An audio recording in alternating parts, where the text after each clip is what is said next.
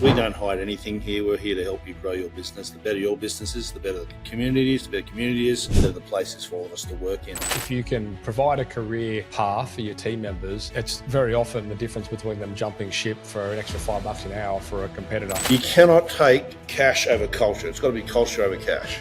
You find those kids that are passionate and you work with those guys because they'll spread the word for you. And that's always been a big thing for us.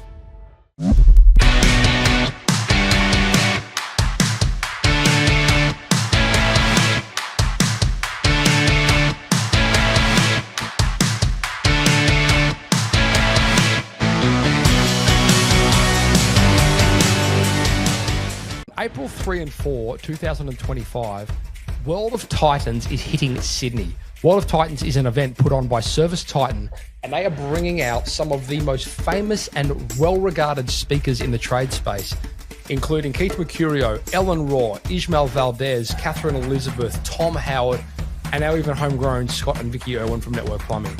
Guys, you've got to check this event out if you're serious about growing your business. And if you've ever had the opportunity to visit any of the events in America, you'll know what I'm talking about. These are amazing. And they are bringing this event to the shores of Australia for the first time ever.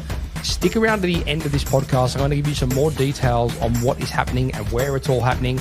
And I look forward to seeing you there. Ciao. Scotty Irwin, welcome to the Sideshed podcast. Matt, always a pleasure to see you. Mate, I know you've been a fan of the show for years now, so it's great to have you on. I didn't know it existed until 2 weeks ago. I'm not crying. Mate, it's great to have you. I've really looking forward to unpacking some of these conversations. I suppose the thing that got this whole conversation moving initially is there's a big upcoming event the Service Titan's bringing out to the shores in April. For you guys that are listening to this, hopefully that event has not already been. If you have not yet, if that event has not been, then I thoroughly encourage you to go check that out. And there's going to be links to all that within the show notes. Just head across to the siteshed.com for you guys that want to get to that. Basically, that event, do you want to give us a bit of an overview, Scotty? I mean, I know you've been to hundreds of these around in North America. So what can we expect at that event? Well, what you'll see, in a perfect world, right, we'll probably get 70 great people there that want to understand and grow their business. And in this case, we're coming to our business where we'll show you around. We don't hide anything here. We're here to help you grow your business. The better your business is, the better the community is, the better community is, the better the place is for all of us to work in. So you'll come here, it'll start, you'll probably get here about 8:30. We'll walk through in separate groups through different parts of the business. In our business, in this side of the world, we have marketing, accounts, CSR, DSR, operations, all sitting in one over three floors. And we'll just run through, and you can ask us questions as we go. Everyone's on board. You'll learn a ton. Awesome. We've got some amazing speakers coming out from the US. There's Keith Mercurio. For you guys that have been listening to the show for a while, you'll be familiar with pretty much all of these speakers. They've all been on the podcast before. Keith Mercurio, Auntie Ellen Raw, Ishmael Valdez, Catherine Elizabeth, and Tommy Howard. All of these guys have just got incredible runs on the board in the trade space. 100%. I mean, Keith and Tom, every one of those speakers is absolutely fabulous. You'd be crazy not to go and see them. I reckon they're the best in our trade space. Yeah. Some of the best.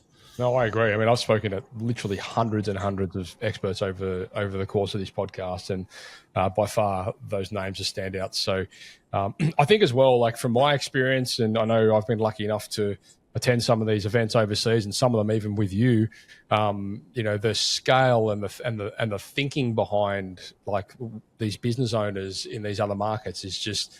It's just mind-blowing, and I think to have that be able to finally come out here and hit our shores is going to be quite transformative. Yeah, unless you've travelled to the States to actually understand how big these and how good these businesses can be, and then you meet some amazing owners that just have such belief in their team themselves to get to where they need to go, and they bring everyone along for the ride. It is just phenomenal. Yeah. You don't see a lot of that here. There's a few good shops here, but nothing like the US. So we've got a few conversations we've sort of organised here, and we've structured them, I suppose, into categories. The first this conversation, I kind of want to be a little bit about like the network story, and sort of how you a bit about your journey, just so people understand who they're hearing from, the runs that you've got on the board, and sort of what's happened over the course of your professional career as a plumber. The next episode, we're going to be dialing into more of some stuff about self-worth, which, as you mentioned offline, is like the most important thing, and we're going to unpack some mindset related topics in that conversation. We're going to dive deep into team. I know you've built this empire, and you've got this, which we're about to find out about, guys. So don't hang up just yet. But there's an amazing approach to how you guys build such an amazing winning team over there. And then we're going to dive into, say, maybe some ideas around growth management and how you guys can avoid some of the pitfalls that a lot of business owners typically fall into. But let's start with the story. Let's start with, first of all, who are you and where are you from? For those of you that born in Sydney, 1967. So getting old.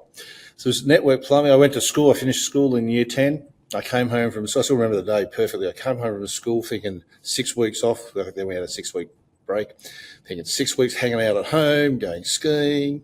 The old man standing at the front door, paintbrush, a can of paint. His words were, paint the house or get a job. Had a job in 3 days. I started, I think I got home on that was the 17th, 18th of December.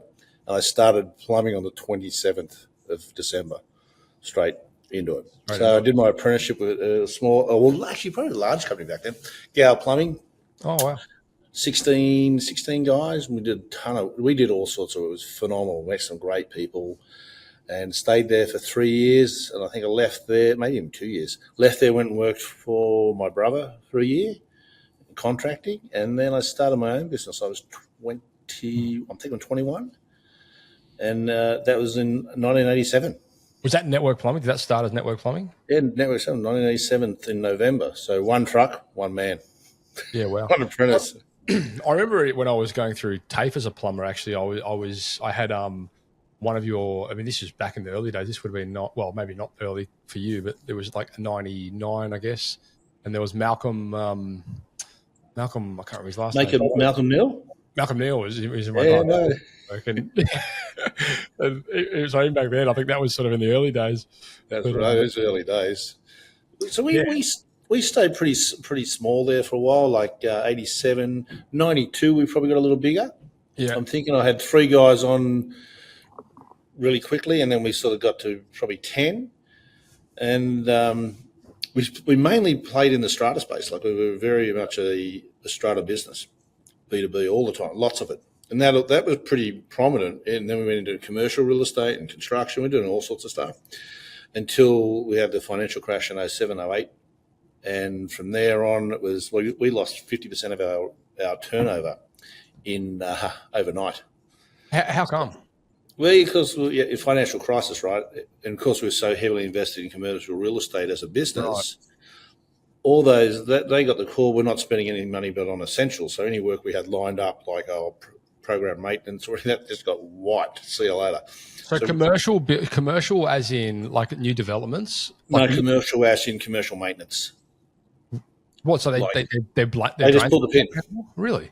Yeah, even on strata. So you had a whole in that time they just did a whole equity call on stuff. So everyone just tightened their belts.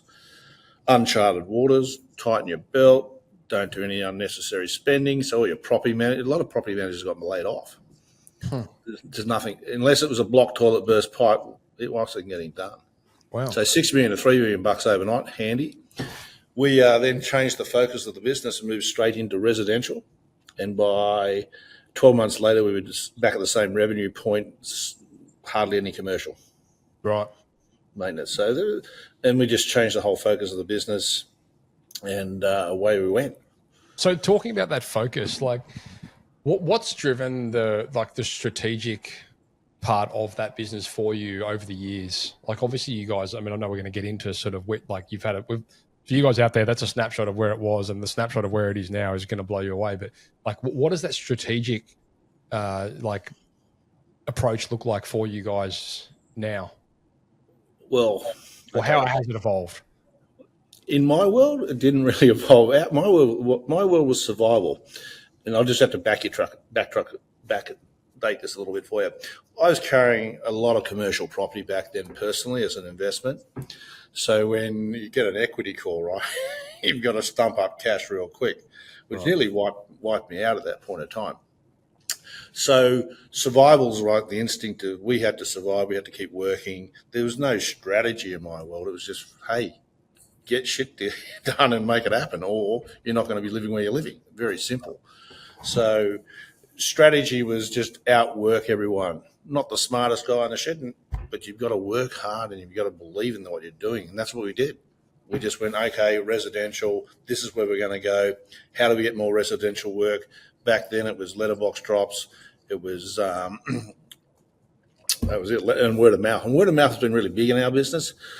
We carry an 80% repeat clientele, right? So in this industry, that's pretty awesome.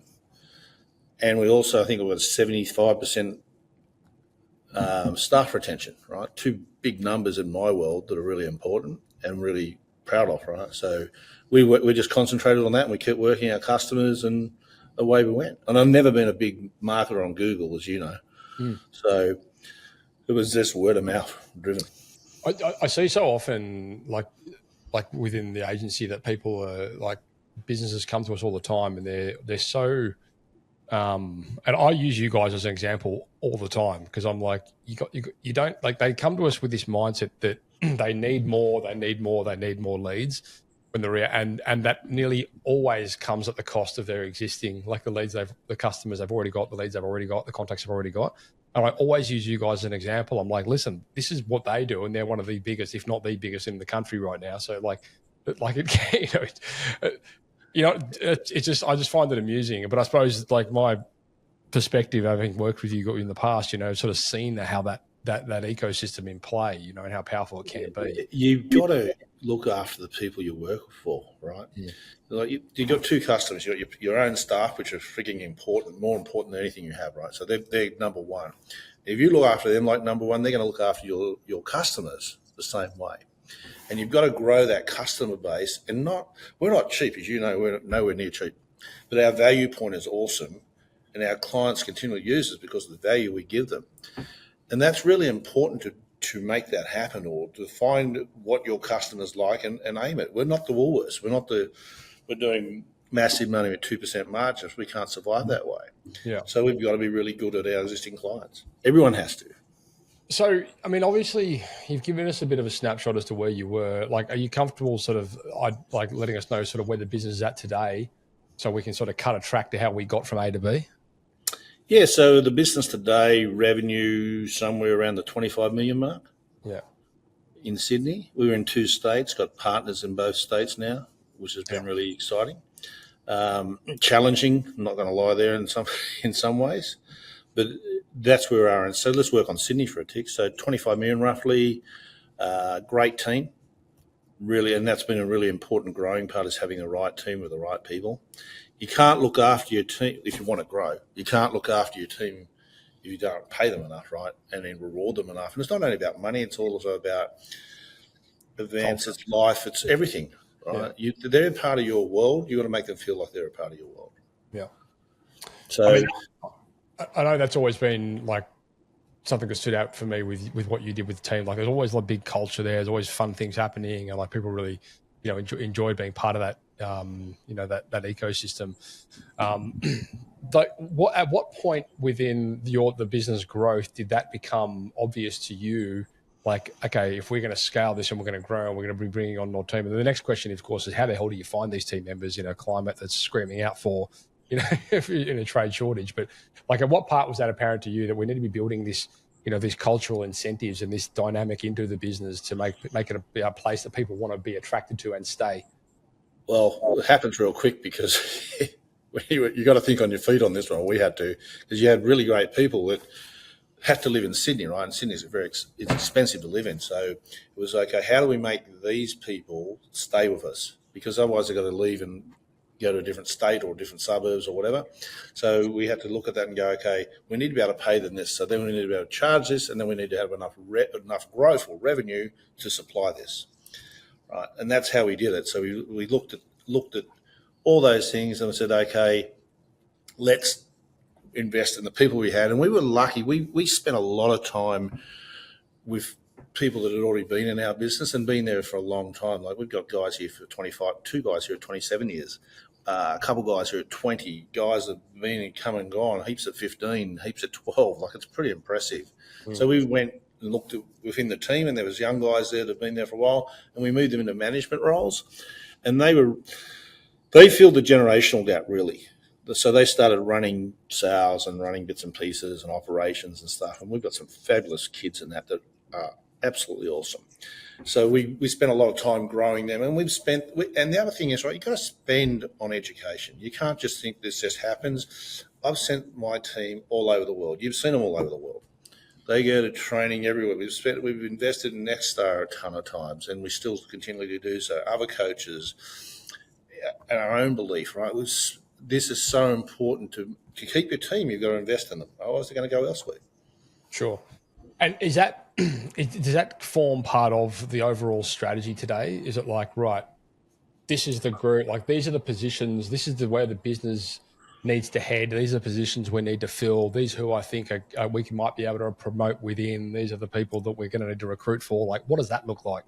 Yeah, we're still going to promote within, right? And we were never going to fulfill a role in this business that doesn't come within in the top end of the business ever again. We stick with the people we have, and we grow those people. And if we've got to spend more money training and sending different courses, it is what it is. Okay, so we're never going to change that belief. And it's not fair to have all these great people work for you, right? And then you go hire someone else from outside the field to take their spot when you haven't spent enough investment on them to give them that opportunity, right? So it's really important that we give a pathway so someone can start here as a first year and end up being a partner in a business with me somewhere. Right? That's key, right? Yeah, and so that was one of the questions that I had. I wanted to ask you in relation to creating a career path. I know Al Levy told me this years ago. You know, if you can provide a career path for your team members, it's very often the difference between them jumping ship for an extra $5 an hour for a competitor. You know, so like when you're going through that exercise, and let's just say you're bringing on a new apprentice as part of that onboarding process and recruitment, are you showcasing to them where it could potentially end up, like as a career opportunity? Yeah, 100%, right? So we've taken an apprentice, for example, who first year, and this is really interesting. I've just put my son on, right? And 4 other apprentices as well. So it's pretty cool in a lot of ways, but also challenging between us. But we put him in an onboarding session all together, and we run them and go, okay, this is what the company looks like. This is how we do, why we do, when we do. So we want them all to understand it. And we're also teaching them, we're doing what 99% of people don't do. And that's spend time with these people, these kids, to make them understand, hey, there's a pathway here. And it's big. Like it really is a big thing for us. Because we know someone will pay them $5 an hour more, guaranteed. But if they've got a family here, or community here, chances of them leaving for $5 an hour, 0. Right. So important. And that onboarding and keeping people on board is I believe it's the most important part of our business today.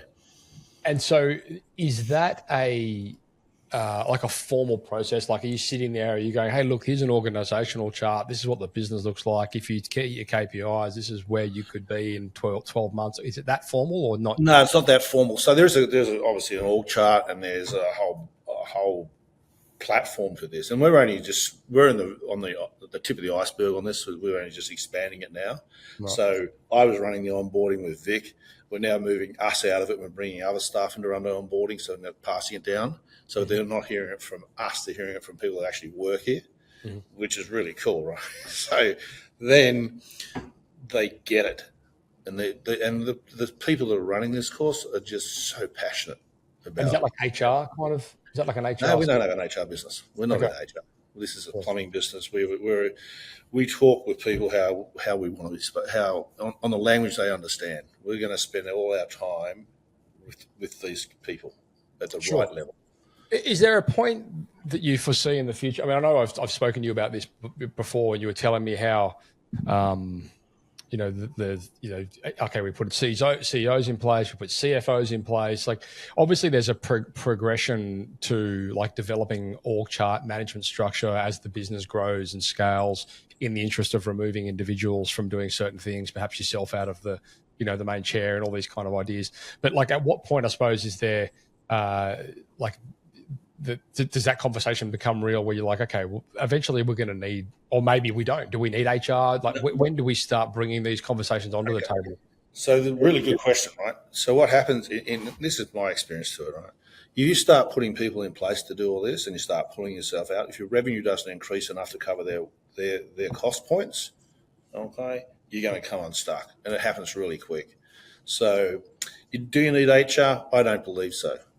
You got to have someone across it, but you don't need an HR person. Boom. Do you need a CFO? I don't think so. Not at 25 million. Maybe not even at 50 million. I just don't think that's required. Do I need a CEO? Only if I want to replace myself. All right. And I don't want to replace. I love what I do, right? And my team is built, I believe it's built so well. If I died tomorrow, it's going to run probably better than it is now. And they don't need to replace or put people in to do it. No one runs this business like the people you've grown to run it. Sure. That's my belief. That might be right or wrong, but for us, that's where it's at. When you're like dealing with, I know you've always been big on education and experiences. Like, I've been to events with you before, like sales training and all these tech daddy things. And this is going back a long time, obviously. But I know you've always been big on that. How do you go about identifying, I suppose, the individuals that you, and how do you, I suppose, importantly, sow into them the right sort of training and education to help them progress in, areas that you see them sort of excelling in? Okay, so what happens, and this is changing all the time for us. Okay? Sure. Well, it's never a done thing, right? No, and it's an evolving process, and we're just really starting to dive in really hard at the moment on this. But let's just take a plumber turns up, a young kid. And we might have 4 or 5 starter ones, because I'm a big believer. If we don't put apprentices on, we're screwed, all of us. So put people on. And then we'll look at them and go, okay, some kids are really good academically and some are really good physically. And then we've got to find out the ones that are actually passionate, because I don't really care about academics and all I want, and all physics. I want someone who's passionate, because if they're passionate and believe where we're doing what we're doing, they're going to be awesome for the company. And that comes down to just a simple thing like good manners, right? How many people just can't look you in the eye when they shake your hands, can't say thank you when you give them a drink, whatever. You find those kids that are passionate and you work with those guys, because they'll spread the word for you. And that's always been a big thing for us. Do you like spend one-on-one time with those guys and train them, and you like 100%? Yeah. And yeah, unfortunately for them. Yeah. Well, for better or worse, sure. But I mean, I know, like, principally, you've always had a very big, strong culture around making sure that, like, people understand. I mean, you were always the guy on the floor in the morning greeting the people when they rocked up. Still am. Yeah, sure. Luckily for them. But I mean, like, I suppose the question is, does that training extend beyond, sitting down with Scott? Like, I know I met you through one of your coaches, like, at the time, and you're obviously investing in those things a lot yourself. And, like, is that something that you putting people through programs and all that kind of stuff? I mean, I just had Tom Howard on the show for like the 400th time, and he was talking about how, like, they literally have an initiative within their business where they will send people through to college and universities in the US. And his sister, he just put Catherine through Stanford. Yeah. Like, how good is she, right? Yeah, she's just a lightning bolt. Yeah, exactly. Like, does that kind of structure exist? No, not yet, not yet. But that's where we're heading, right? So we want to be able to do that for the right people. Yeah. So, and that's not only that's not just for work. That's for their own life. Marriage, family life, friends. Build all that right, and work's a piece of cake. What do you mean? Well, if you don't have a really good solid base, right, and you come and your family life sucks at home, and your friends are dicks, and you come to work, chances you're going to be happy at work. It's an escape. Right. You've got to build a great foundation outside your work foundation, so you have a stable base. There's nothing worse than having people that work with you that have a really shitty home life. Sure. Because they bring it to work.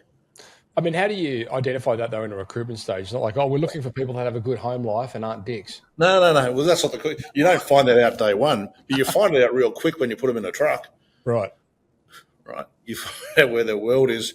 And this is, maybe this is old school, maybe this is just a fallacy, but in my world, if I give you a truck to take home and your truck keeps coming back looking like it's been totally wrecked inside because crap's everywhere, Macca's, KFC, all that shit all over I can tell you, you've got no pride in your home life is probably RS because you just got shit going on everywhere. Mm. And if the person that turns up that's got their car looks $1 million and they look $1 million and they're cleanly shaven and they're always ready to roll, that's how you pick it real quick, in my world. And that's just walking through the car park of my office. Yeah. No, so essentially just being discerning. Old school. What's your take on, and I know you guys have had like formidable growth and you continue to have formidable growth. Do you see that as like a responsibility to the organization to be always growing? No, I'd like to stop growing and start building better foundations. Right. That's probably the stage we're at the moment. And this goes back to the onboarding, because I believe to grow to the next step, the onboarding has to be perfect. There's no point having a first year start today with us and we're training one way and he hops in a truck with a third or a fourth or a fifth year who says, oh, don't forget all that crap you just learn over there, do it this way. Sure. Right, so that's the keeping people on board, and this is the onboarding, right? So stay on board, onboarding. Very important that we bring those two platforms together. There's certainly a different dynamic when you're onboarding let's say a first year, and you get to train them and sort of take them through, your process, the network way of doing things, in relation to bringing someone into the business that has been trained elsewhere. And the common example, and I know you have been through a ton of this with acquisition, you're bringing in, huge teams into an organization that aren't familiar with the network way. How does that? It usually ends up pretty bad. I'll be honest. We actually ran across this the other day, right? Aircon company. We do things really well at network, right? In the plumbing world, we are awesome at it. And then you buy a few businesses, and you start putting on different people that just never had the training or the investment put in them to understand how to be awesome, to be the 1%ers in the world, right? And they're not. They're like, you just go, holy shit, how did that happen? And they've just never been trained, which is our fault for not retraining them quick enough. But just in hand skills, the tools alone. Forget anything mentally. Just start with the practical stuff. It's quite scary, and it does present problems for us for sure. Well, I mean, I remember even going back to TAFE when Malcolm was telling us, we use, like, at network we use PVC road cuts. cutters. We still do. Really? Yeah, I got it covered full of them. If we don't use saw, if we used a saw and Scotty put a camera down and found it, like he'd tell us to rip it out and we do it at our own cost. Control freak. So I mean, what does that dynamic look like though? I mean, obviously, like when you're growing quite significantly, and that, like, you've been a pretty big advocate of the growth through acquisition model to support that, but then you're bringing these new team members into your business and they haven't had that training. It's not their fault, they just haven't had your training. Like, what does that look like in terms of like bringing them up to spec? Well, so what normally happens, I think, and I could be wrong, my team would tell me straight away, is we would bring that company on, and let's say you've got 5 guys come here, and I've had 5 guys start and 5 guys leave the same day, right, in an acquisition. So that's not uncommon either. That's happened a few times. So we would say, hey, we rerun them with our team. Basically, we've got our stars, and we go work with them, and they'll come back and say, hey, we can work with this. That ain't going to work. And so I let them make the call on what we do. And is it mostly, like, in line with what you were saying earlier, is it mostly an attitude thing? Everything's attitude. Yeah, so if they're like keen to, like, you know what, yeah, I do want to learn these things, great, like we can teach them. But if they're like, no, this way is way better, my way is better. I find most people want to learn to do things the right way. They've just never been shown the right way. that would be more common than not. I know we've had loads of like clients in the past where they've, been in scenarios where they're taking the business in a new direction. It's like from what got them to where they are is not going to get them to where they need to go, blah, blah, blah. And, in some scenarios, they've had their best, technician, they've had to let go based on attitude. Like they weren't willing to adapt to the new way of doing something based on the fact that they thought they knew better. Yeah, it happens all the time. And you got to work out what is the best technician. Is a best technician someone who sells 250 grand a month? Yeah. Or is the guy that installs 250 grand a month? Right. Or the guy usually your installers are awesome, right? So that's not the problem. It's usually the sales guys, if you want to go down that route of a sales tech. And you will fire them because you cannot take cash over culture. It's got to be culture over cash, right? So we've let go some fantastic guys that can sell the arse out of anything and really do a good job and not rip people off, but they don't comply. They do what they want to do, which upsets everyone else. Yeah, and everyone else is a lot more than one. When you started, I suppose, diversifying into different verticals, like what did that look like? I mean, obviously as a plumbing company, you knew plumbing and you know plumbing very well, but then all of a sudden you're bringing in, HVAC, you're bringing in roofing. Could have done it a lot better. Right. Should have done it a lot better and still learning that. And I suck. I'm not going to lie. Our aircon business is doing really good now. We're starting to work our way through the culture and that piece. And they're a really good bunch of guys that probably never been trained the network way and still haven't been trained. And they want to learn. So we try and get them in here as much as we can, or when we're doing work or I'm installing air cons around here. And they sit with us, we're our builder, and we go through how we expect it done. So, yeah, we could have done a lot better for sure. And probably naive on my behalf of not going, yeah, okay, let's look at this a little differently. Was that no different, right? Just on an example, like you go to the States and most of these massive companies you go and look at will be 60, 70, 80, 90% aircon and the smaller ratio plumbing, right? Well, we're the other way around. Right. So their plumbing stays small because they don't know it. Right. We're in the same boat in Sydney for sure. Right. And back to the onboarding. Yeah. And getting that right. And was that like, I suppose, moving from plumbing into home service, like part of a growth strategy, or did it just end up that way? No, it was part of a growth strategy, right? Because we've got a massive customer base in the plumbing. Right. So to me, it was like an easy bolt-on. Let's put on HVAC, let's put on electrical, and happy days because we've got great customers in plumbing. They'll use us here, use us there. Yeah. In theory, yeah. Practically didn't go the plan as good as it could have. And that's, I've got to put my hand up. That's my fault for not doing that right.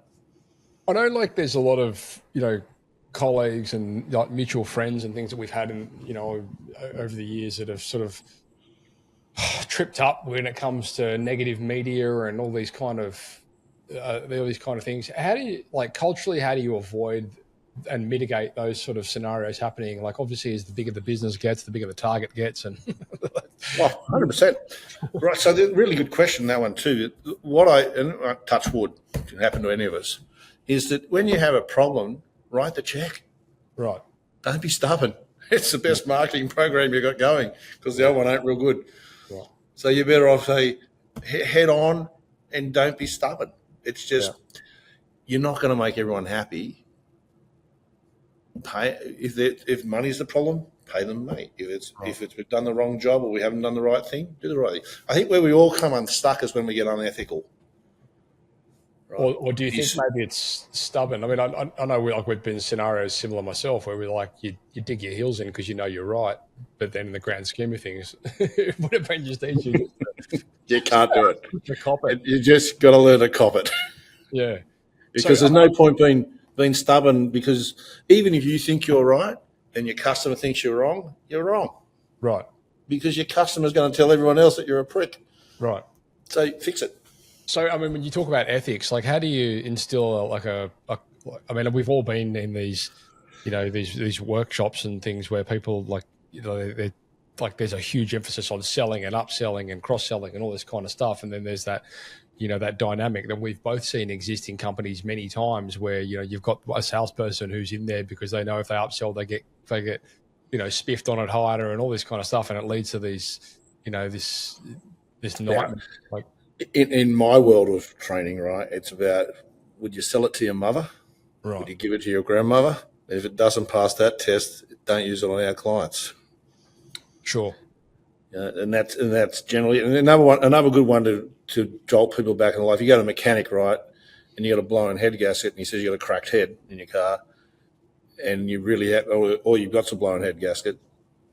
Sorry, that's your problem. You don't want to be ripped off, right? No one wants to be ripped off. They want value. Sure. So give people value. Sure.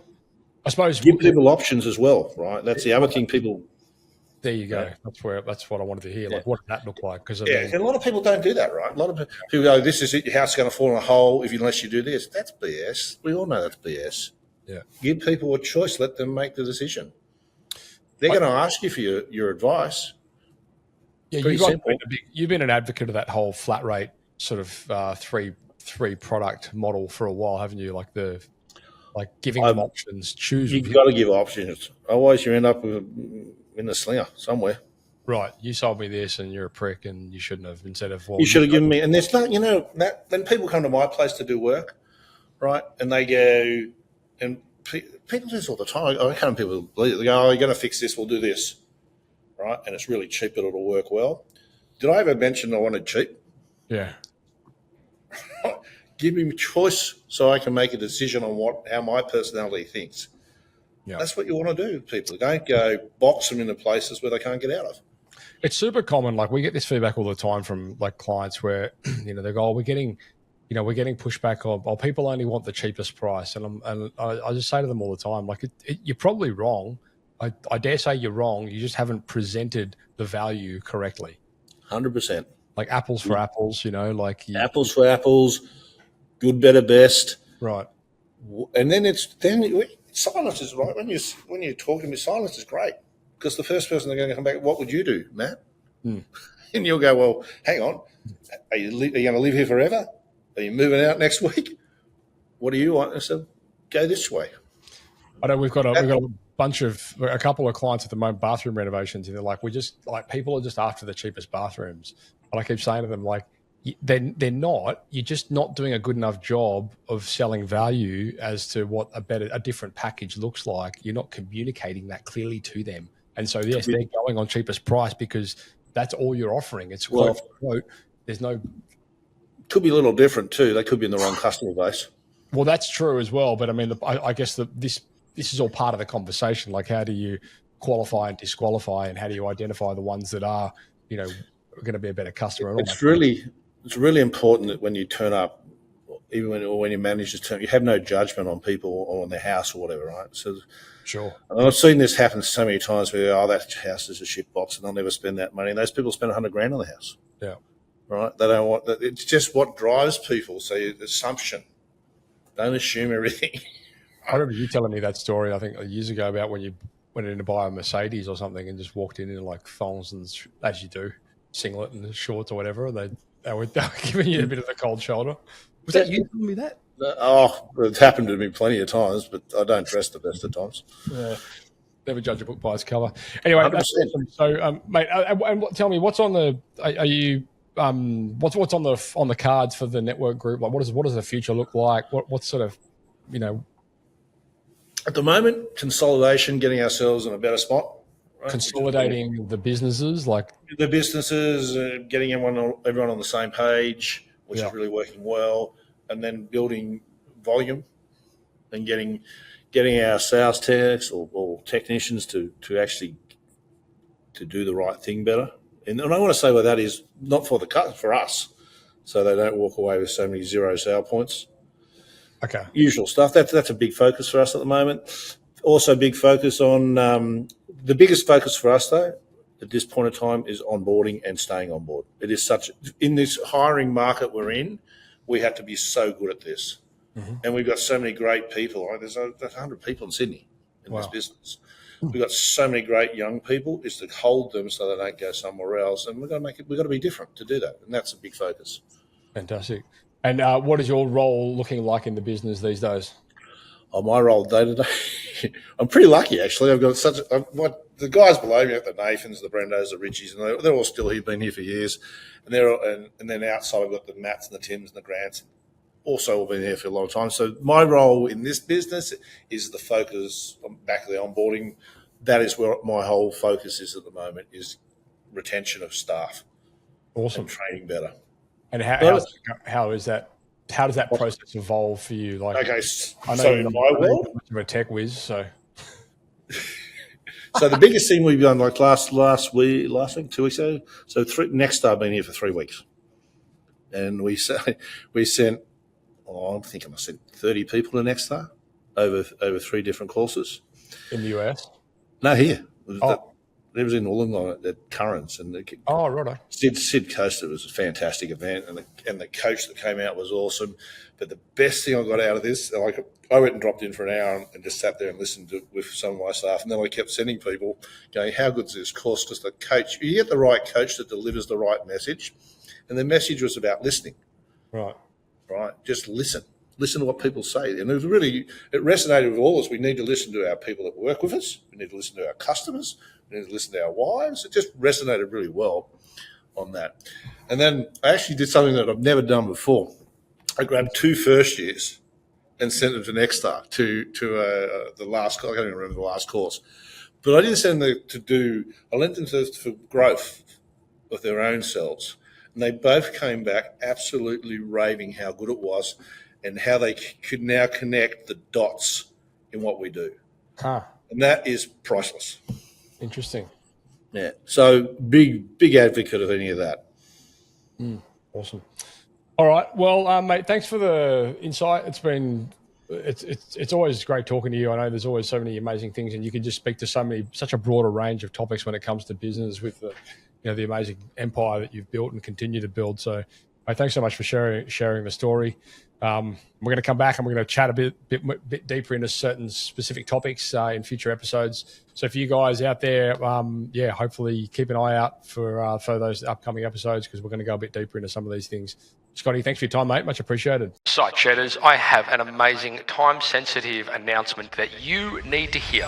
On April 3 and 4, 5 of the USA's most accredited and accomplished trade business experts are bringing their expertise to Sydney to teach you how to build, run, and even exit your trade business in an exclusive world-first 2-day event. You're going to get to meet and hear from Tom Howard, who built one of his many businesses from 1.4 million to 140 million and is now preparing to exit. You're going to meet Ismael Valdez, who went from 0 to 30 million exit in 1 year, and he's done this repeatedly. You're also going to hear from world-renowned experts Ellen Raw, Catherine Elizabeth, Keith Mercurio, and our homegrown plumberpreneurs Scott and Vicky Irwin from Network. For the VIPs, Thursday will include a tour of Sydney-based Network Plumbing's HQ, which is currently about 40 million revenue. There's going to be a Nail Down Your Financial Goals workshop with Ellen Raw and Tom Howard, followed by an amazing Sydney Harbour cruise. On the Friday, you're going to learn from the best in a jam-packed day with sessions from Keith Mercurio, Catherine Elizabeth, Ellen Raw, Ismael Valdez, and Tom Howard, who are all leaders in their relative fields. And if any of you, like me, have had the privilege of attending any trade-specific conferences, trade shows, seminars in the USA, you'll know what I'm talking about. There is simply nothing like these events. They are life-changing. And if any of the following points relate to you, you need to make sure you attend this event. You want to learn how to grow your home service business from 1 mil to 10 mil, or from 10 mil to 100 mil. You want to overcome the mental roadblocks that are holding you back from reaching your dreams. You want to learn how to budget and become a first-rate financial manager in your business. You want to learn the formula on how to start, grow, and sell a trade business. You want to network with the best in the business. You want a tax-deductible excuse to work on you and your business in one of the most iconic locations in the world. So if that all sounds good, head across to thesiteshed.com, scroll down and click on the link to the World of Titans event and register you and your team. And I'll be seeing you there on April 3 and 4. Now, this is a very exclusive event. There are only limited seats available to this, and I can tell you now it's already half sold. So if you want to come to that event, make sure you get in quick. Don't muck around. I cannot guarantee there's going to be seats available for long. So it's April 3 and 4. Head across to thesiteshed.com and make sure you register for that event. See you there.